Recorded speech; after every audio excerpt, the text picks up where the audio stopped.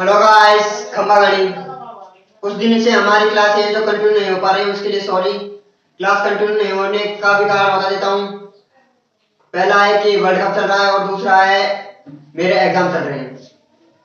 दोनों ही कारण मैंने, क्योंकि हम मैच भी देखते हैं और एग्जाम की तैयारी भी करना जरूरी है, आप सभी को पता है।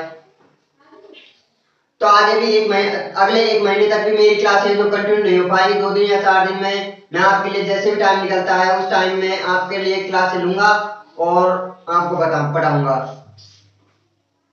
चलो बात करते हैं हम क्या पढ़ रहे थे। हम पढ़ रहे थे 9वीं क्लास का सामाजिक विज्ञान का छठा चैप्टर, समकालीन भारतीय विश्व नामक किताब का छठा चैप्टर, आखिरी चैप्टर है पॉपुलेशन। इसमें हमने एक टॉपिक पढ़ लिया था, भारत का आकार एवं जनसंख्या का आकार एवं वितरण। अब इसमें अगला दूसरा टॉपिक है, हेडिंग डालो।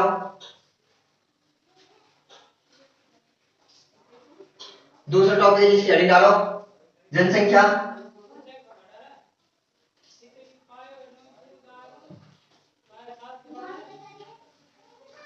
वृद्धि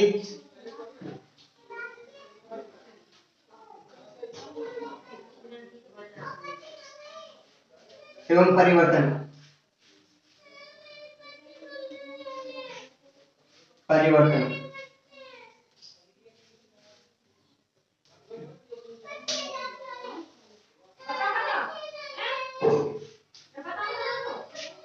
जनसंख्या वृद्धि एवं परिवर्तन, इसमें एरो करके लिखेंगे। जनसंख्या वृद्धि का अर्थ है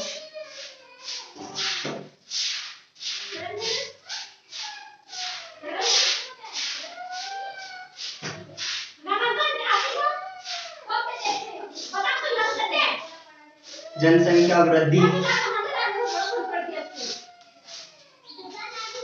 का अर्थ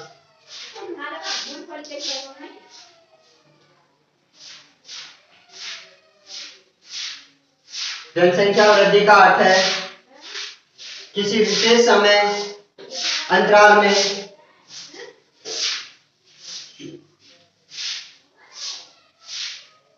विशेष समय अंतराल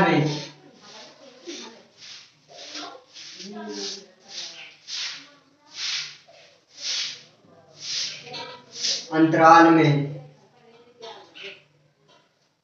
विशेष समय अंतराल 1 साल हो सकता है, 2 साल हो सकता है, 10 साल हो सकता है। यहाँ पे हम 10 साल लेंगे, जैसे 10 साल,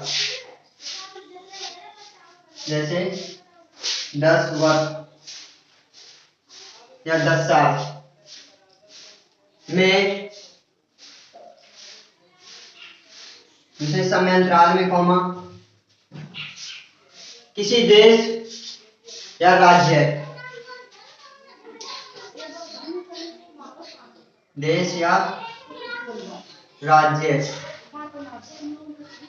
की जनसंख्या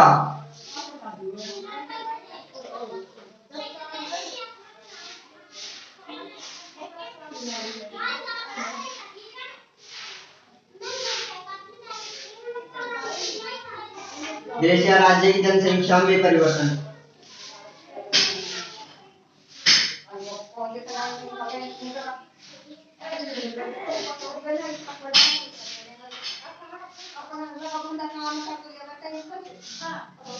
जनसंख्या वृद्धि का अर्थ है कि किसी निश्चित समय अंतराल में, फिक्स टाइम में, हम फिक्स टाइम ले लेते हैं जैसे 10 वर्ष में किसी देश अथवा राज्य की संख्या या जनसंख्या में जो परिवर्तन होता है उसे ही जनसंख्या वृद्धि या जनसंख्या परिवर्तन कहते हैं। जनसंख्या वृद्धि तब कहलाएगी जब उसकी संख्या में वृद्धि होगी। निश्चित समय जो दिया है उस समय में जनसंख्या में अगर वृद्धि होती है तो जनसंख्या वृद्धि कहलाती है, और जो परिवर्तन होता है उसे जनसंख्या परिवर्तन कहते हैं। इसे हम 2 प्रकार से व्यक्त कर सकते हैं।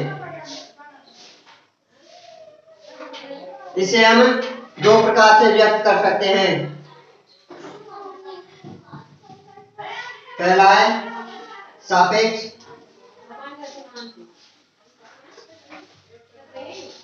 और दूसरा है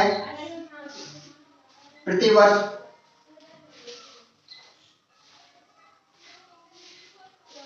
होने वाले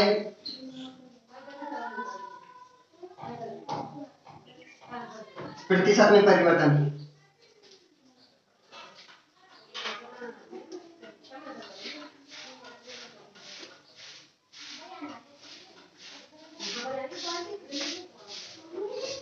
जो जनसंख्या परिवर्तन है, इस परिवर्तन को दो प्रकार से व्यक्त किया जाता है, एक तो सापेक्ष परिवर्तन और दूसरा है प्रतिवर्ष होने वाले प्रतिशत में परिवर्तन। अब आप सोच रहे होंगे कि हमने यहाँ पे निश्चित समय अंतराल जो 10 वर्ष क्यों लिया है।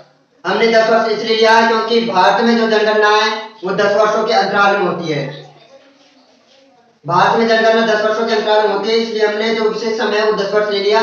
तो भारत में जनसंख्या में 10 वर्षों में जो परिवर्तन आता है उसे ही भारत की जनसंख्या वृद्धि कहते हैं या भारत की जनसंख्या परिवर्तन कहते हैं। भारत जनसंख्या परिवर्तन या किसी भी देश के जनसंख्या परिवर्तन को दो प्रकार से व्यक्त किया जाता है, पहला है सापेक्ष परिवर्तन और दूसरा है प्रतिवर्ष होने वाले प्रतिशत में परिवर्तन। आगे और करके लिखेंगे।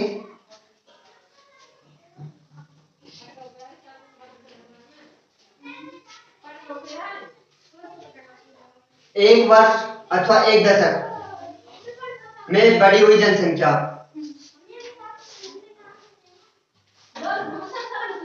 एक वर्ष या एक दशक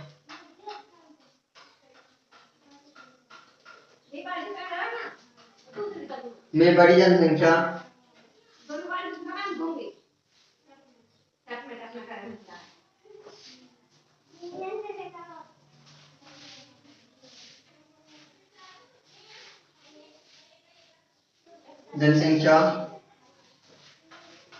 कुल जनसंख्या का परिणाम है।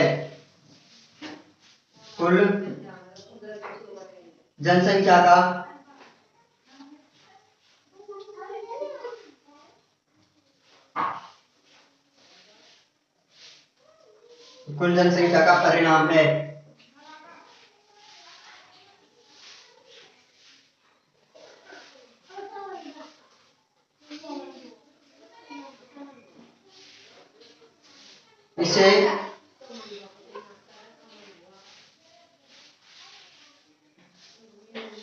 इसे पहले वाली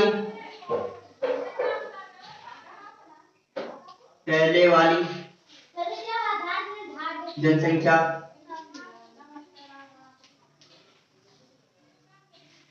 जैसे 2001 की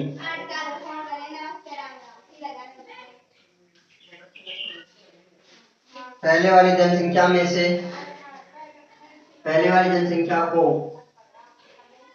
बाद वाली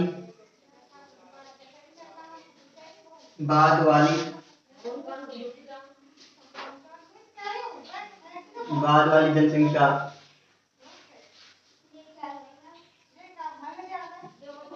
बाद वाली जैसे 2011 की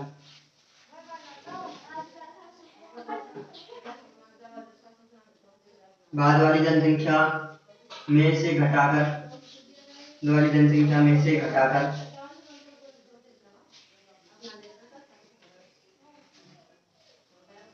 प्राप्त किया जाता है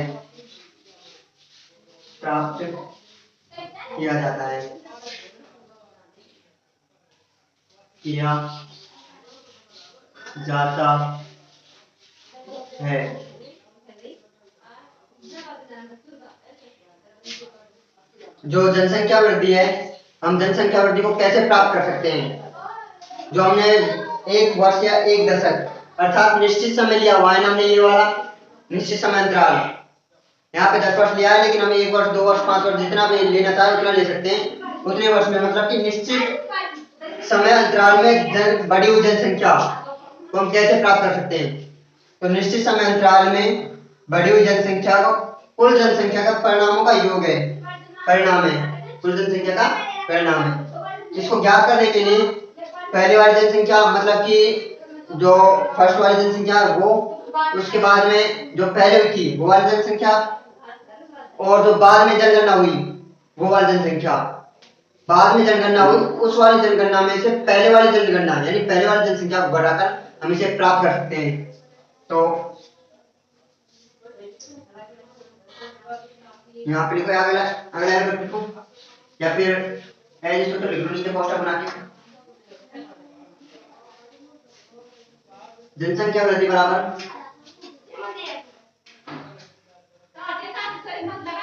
जनसंख्या वृद्धि इज इक्वल टू बाद वाली जनगणना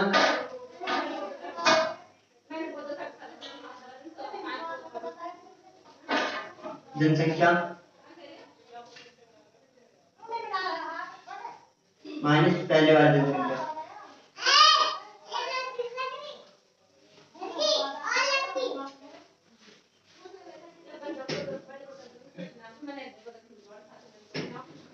बाद वाली 2011 की,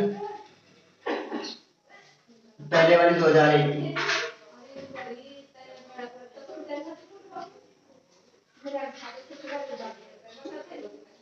जनसंख्या वृद्धि को प्राप्त करने के लिए पहले वाली जनसंख्या